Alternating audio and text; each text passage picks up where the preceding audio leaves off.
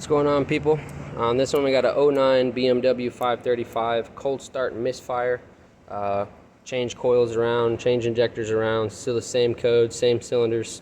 And usually on these engines, you take the intake manifold off, look inside here, you can see all that. So that's carbon that's built up on the valves that you have to clean off, or else every time you first start the car up, all that stuff kind of just makes its way into the engine and causes misfires, and once it warms up it goes away. So let's see if that helps you out and solves your misfire problem. Thanks for watching.